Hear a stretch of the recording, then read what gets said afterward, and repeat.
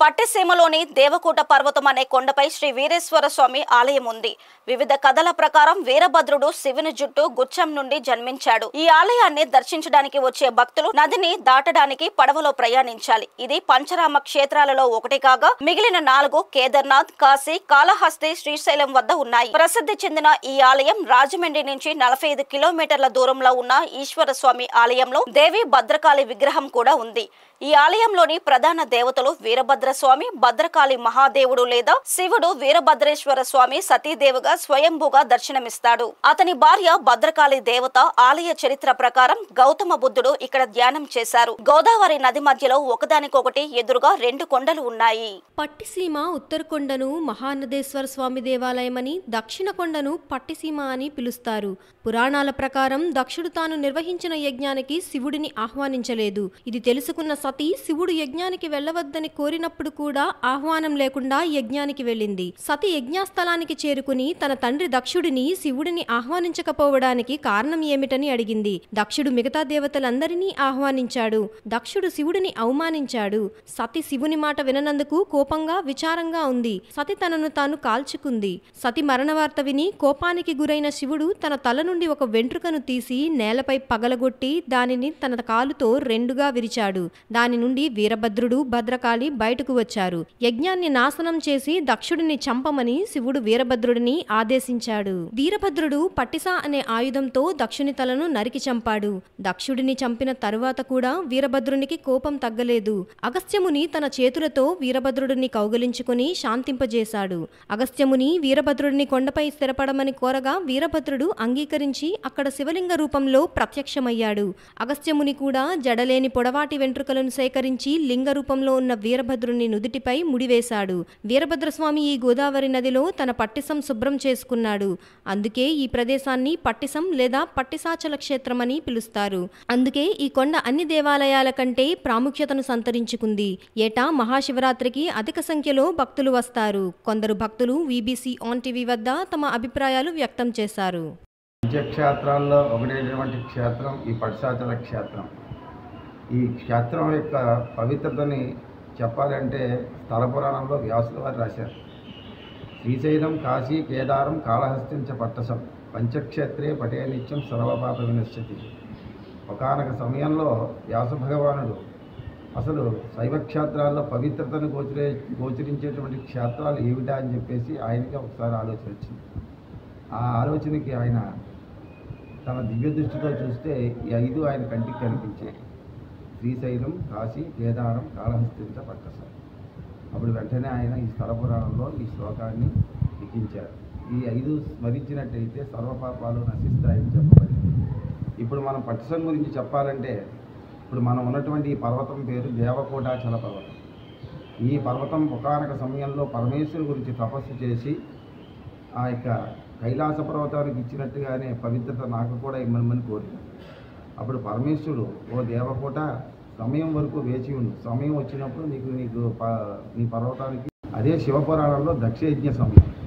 దక్ష ప్రజాపతిని సంహరించడానికి అని చెప్పేసి పరమేశ్వరుడు తన జటాజూటంలోంచి వీరభద్రుడిని ఉద్భవింపచేసి వీరభద్రుడికి పట్టసము అనేటువంటి ఒక ఆయుధాన్ని చేతికిచ్చి దక్షుని సంహరించమన్నాడు. వీరభద్రుడు ఉగ్రావేశంగా వెళ్ళి దక్షయజ్ఞం నాశనం చేసి దక్షుని సంహరించాడు. ఆ దక్ష సంహారం అయిన తర్వాత ఆ ఖడ్గాన్ని విసిరేశాడు. విసిరేస్తే ఆ ఖడ్గం వచ్చి ఈ యొక్క దేవకోటాచల పర్వతం యొక్క శిఖర భాగానికి దిగబడిపోయింది. వీరభద్రుడు గగనాన్ని వచ్చి ఆయుధాన్ని తీయబోయేసరికి ఆయుధంతో పాటు పర్వతం కూడా ఫెళఫెళ లేచి చేతిలోకి వచ్చేసింది. అటువంటి పర్వతాన్ని, అంత ఎత్తైన బరువైన పర్వతాన్ని పట్టసమనే ఆయుధమనే పిడిచేత పట్టుకుని ప్రళయ ఉగ్రతాండవం చేశాడు వీరభద్రుడు. ఆ ఉగ్రతాండవానికి దేవతలందరూ అడిలెత్తిపోయారు. ప్రకృతి అల్లకల్లోలమైంది. భూమి అంతా కూడా ఇంత పర్వతం భూమిలోంచి పైకి రావడం వలన భూమి అంతా కూడా కంపించిపోయింది. ఇటువంటి పరిస్థితుల్లో దేవతలందరూ వెళ్ళి అగస్త్య మహాముని శరణు వేడారు. అప్పుడు అగస్త్యుల వారు వచ్చి వీరభద్ర, గగనాల్లో గంతులు వీరతాండవం చేస్తున్నటువంటి వీరభద్రుని పైకి చూసి, వీరభద్ర శాంతించు, దక్ష సంహారం కోసం ఉద్భవించావు, దక్ష సంహారం అయిపోయింది. అయితే ఒకానొక సమయంలో నీ చేతిలో ఉన్న దేవకోటాచల పర్వతానికి పవిత్రత ఇస్తానని చెప్పి మాట ఇచ్చారు పరమేశ్వరుడు. మాట ఇవ్వలేదు కానీ పర్వతాన్ని ఊడదీక బంతిలా ఆడుకుంటున్నావు అని చెప్పేసరికి వెంటనే ఆ మాటలు విన్న వీరభద్రుడు ఆ పర్వతాన్ని విడిచిపెట్టేశాడు. ఆ పిడితో సహా పట్టసమైన ఆయుధము, ఆ పర్వతము శిఖర భాగము భూమిలోకి పుచ్చుకునిపోయాయి. అప్పుడు వీరభద్రుడు ఆ పర్వతం యొక్క అడుగు భాగం పైకి లేచి కొన్ని దిగి ఆ అగస్త్య మహాముని మాటలను మన్నించి సరిగ్గా అప్పుడు అగస్త్యుడు వారు సంతోషించి వీరభద్ర నా మాటలను మన్నించి శాంతించావు కనుక అని చెప్పి ఆలింగనం చేసుకున్నారు. సంతోషంగా ఆలింగనం చేసుకున్నట్టుగా ఆ లింగాకారం మీద బాహువుడి యొక్క ముద్ర మనకి నేటికి కనిపిస్తూ ఉంటాయి. ఆయన దక్షయజ్ఞం నాశనం చేసి దక్షిణ సంహరించి రావడం చేత ఆ యొక్క పైకిన్న శిఖముడి ఆ జడల ముడులన్నీ కూడా శిఖముడి కింద చుట్టారు. మనకి లింగాకారం మీద జుట్టు శిఖముడి, ఆ లింగాకారం మధ్య భాగంలో అగస్త్యుల వారు ఆలింగనం చేసుకున్నట్టుగా బాహువుల యొక్క ముద్ర నేటికి మనకి చిహ్నాలుగా కనిపిస్తూ ఉంటాయి. తరువాత జాంబవంతుని యొక్క కోరిక మేరకు భావనారాయణ స్వామి ఇక్కడ క్షేత్రపాలకుడిగాను, క్షేత్రాధిపతిగా వీరభద్రుడు వీరేశ్వరుడుగాను ఈ పర్వతం మీద శివకేశవులిద్దరూ కొలువు తీరి ఉన్నారు. ముందే దేవుడు, తర్వాతే గోదావరి నది. గౌతమ మహాముని గోదావరి నదిని తీసుకువస్తున్న సమయంలో పర్వతం యొక్క క్షేత్రాన్ని చూసి ముమ్మార్లు ప్రదక్షిణ చేశారు. ఆయనతో పాటు వెంట వస్తున్న గోదావరి కూడా ముమ్మార్లు ప్రదక్షిణం చేసి మేము ప్రతి సంవత్సరం ఇక్కడ ఈ గుడికి వస్తామండి. పట్టిస వీరన్న బాబు గుడి అంటాం. మా పెద్దలు మా దగ్గర చెప్తారు. ఇక్కడ తెలిసింది మేము పట్టిస వీరన్న బాబు అంటాము. ఇక్కడ ఏ కోరికలు కోరుకున్నా అన్నీ నెరవేరుతాయండి. ఇప్పుడు సౌకర్యాలు వచ్చాక ట్రాక్టర్లు ఎక్కి వస్తున్నాం, కానీ ఇది వరకైతే మేము నడుచుకుంటానే వచ్చేవాడు ఎన్ని కిలోమీటర్లు అయినా సరే. ఇప్పుడు ఈ నాయకులు వచ్చిన తర్వాత సౌకర్యాలు జనాలకు ఇబ్బంది లేకుండా చాలా బాగా చేస్తున్నారు. ఇక్కడ వీరన్న బాబుతో పాటు ఇక్కడ అనిశ్రమ్మ పునిశ్రమ్మ అని గుళ్ళు కూడా ఉన్నాయండి. పెళ్లి కాని వాళ్ళు ఎవరైనా పెళ్లిళ్ళు అవుతాయి, పిల్లలు కూడా పుడతారు. ఇక్కడ ఏదైనా కోరుకున్న కోరిక నెరవేర్చే దేవుడు అయితే మాత్రం ఈ స్వయంగా వెళ్తాడండి. ఇక్కడ చాలా బాగా వస్తామండి ప్రతి సంవత్సరం.